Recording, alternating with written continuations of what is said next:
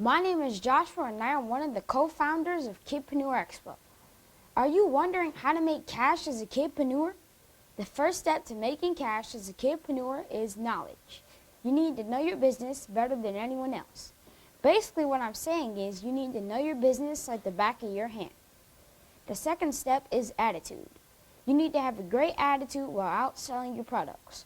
Without having a great attitude while selling your products, no one will want to buy from you. So make sure when out selling your products, have a great attitude.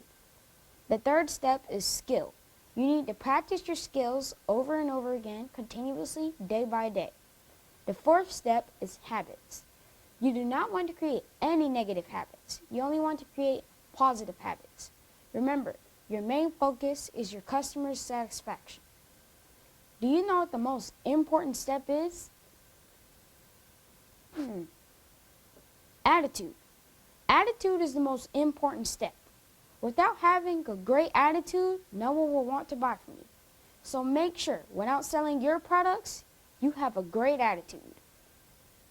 Make sure to smash that subscribe button and slice that like button. And don't forget to hit the notification bell to stay tuned.